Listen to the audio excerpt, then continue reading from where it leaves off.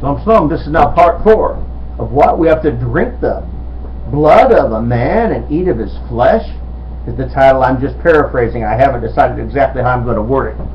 But let's go back to Yahuchanan chapter 6, please. And we'll pick up at verse 30. As far as the sign, this is where it starts hinting of the sign of the covenant, okay? The Sabbath, the sign, Sabbath. He is the master of the Sabbath. His Ruach breathed in all 7 days of the 6 work days in the Sabbath. It's not connected to the months. Okay. We're picking back up the thought. I'm going to turn to John 19 or Yahuchanan 19 to finish this up as far as when he was on the torture stake, but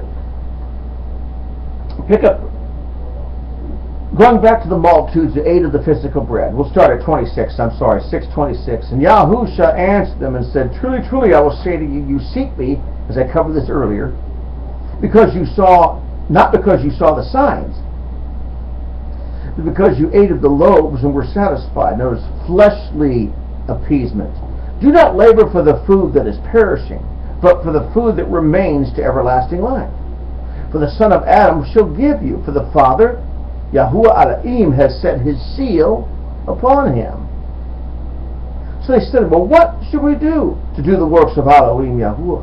And Yahusha answered them, and he said to them, This is the work of Yahuwah Elohim, that you believe in him to whom he sent. So they said to him, well, what sign would you do that we may see and believe? What would you do? Our fathers ate the manna, they knew it.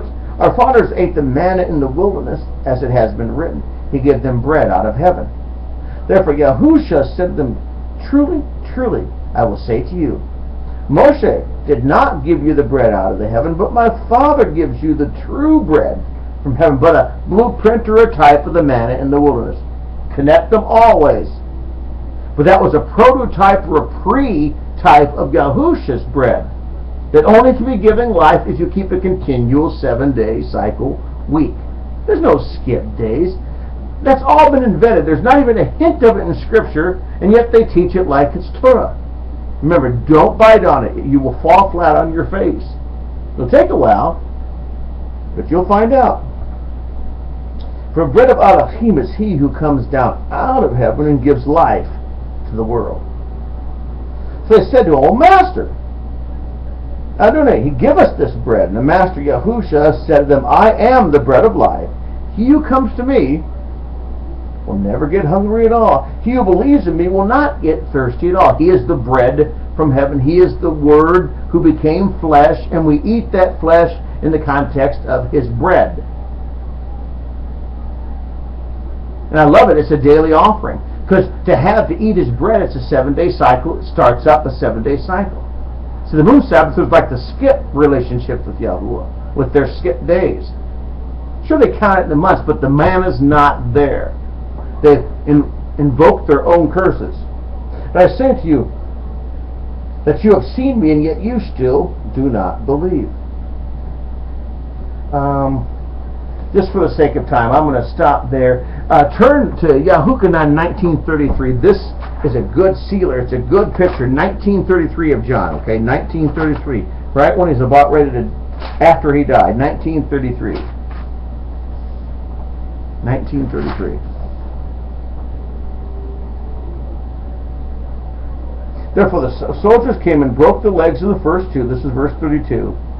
And of the others who were impaled with him. When he came to Yahusha, he saw that he was already dead, and he did not break his legs.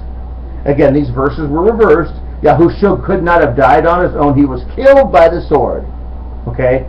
The verses, this 44 should have been put in a verse back. The Christians played with it.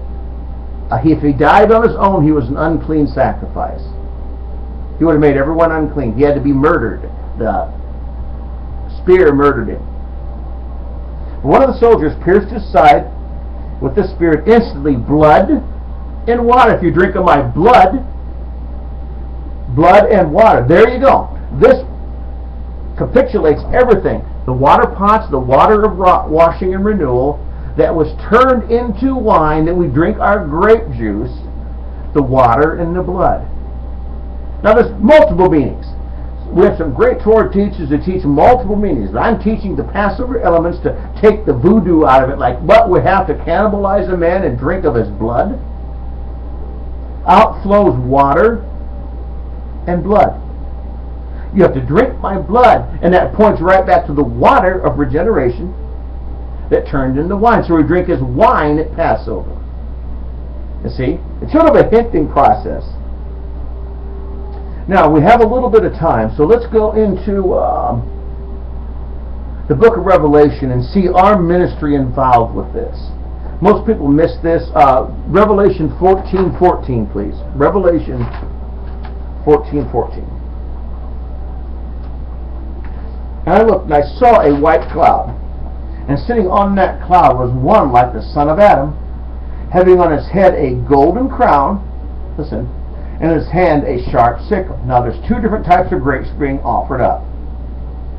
And this could, I think it's a type of the Day of Atonement. I really do. Because we have to sit there and fast and see if he's going to allow us to be killed or not. Remember the Yehezkiel 9 of the slaying angels that go out to kill the type of the Passover angels of the Passover?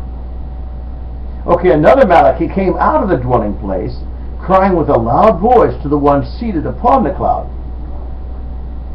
He said, send your sickle and reap, because the hour has come for you to reap, because the harvest of the earth is ripe.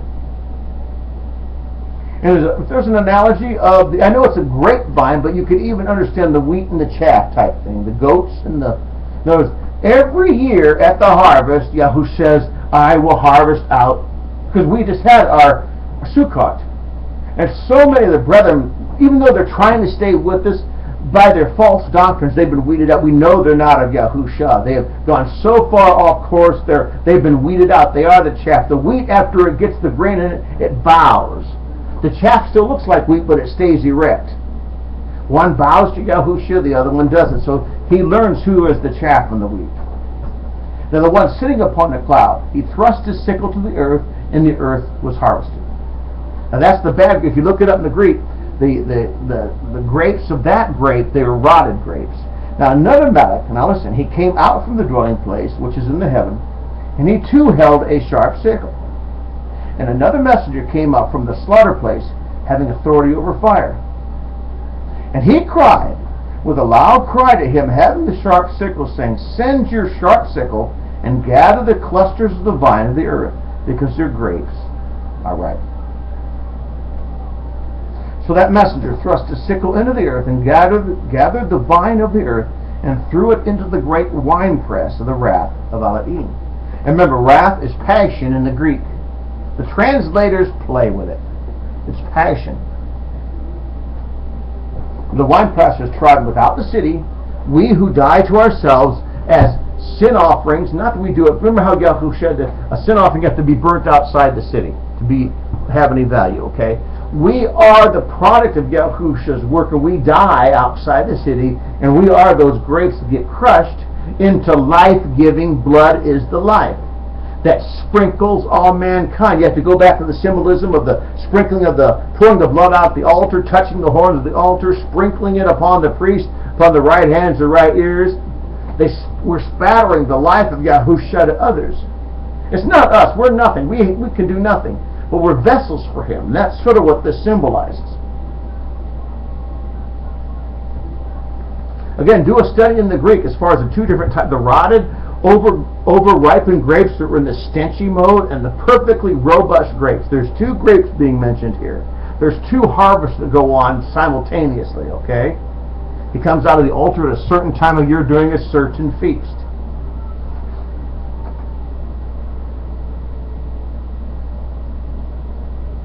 And again, to recap, the bread is the sign.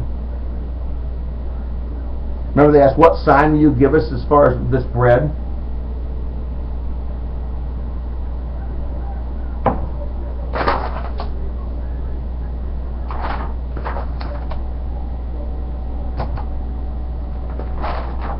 I think that pretty much covers it. It's read on. We'll just hit this real quick. I have a couple of minutes. In Revelation 16, when we're here, verse 2, please. Revelation 16:2. Now the first two went out, the first bowl judgment, and these are the bowls at the corner of the altars that received the blood. I am the life. My flesh is food indeed. My blood. See? These bowls are, when they slaughter the animals, there's drain troughs at the corner of the altar, and the blood drains from them. Okay? So there are bowls at the corners of the altar. You know, where they slaughter the animals. So, verse 2, they went out, he poured out his bowl upon the earth, and an evil and wicked sore came upon the men having the mark of the beast and those who worshipped his image.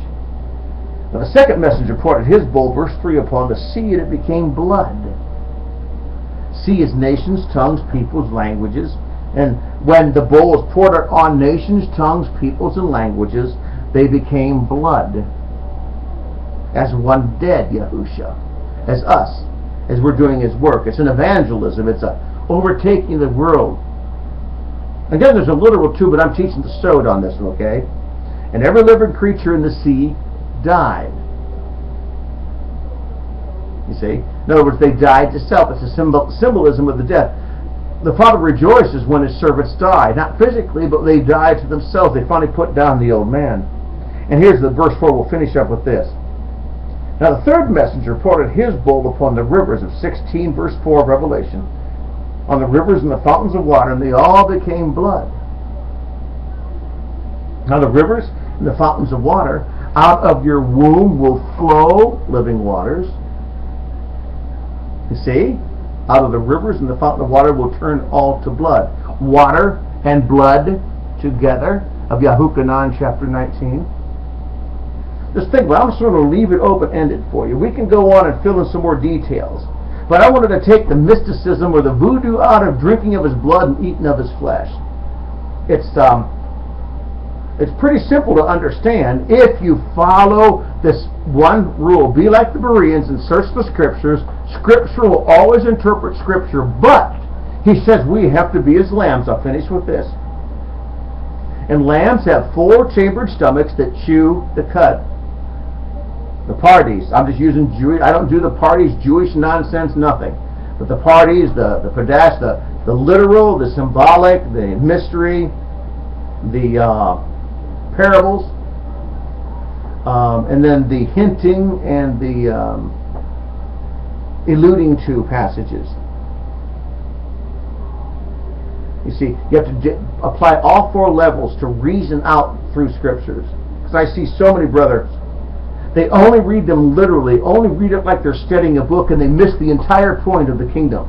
They're lost, and yet they're so intelligent with the word, they're quite valuable, but they don't go beyond the veil. The Moshe's veil has to be taken off.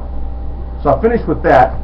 As far as what we have to drink of a man's blood and eat of his flesh. This is part 4. Thanks a lot for listening.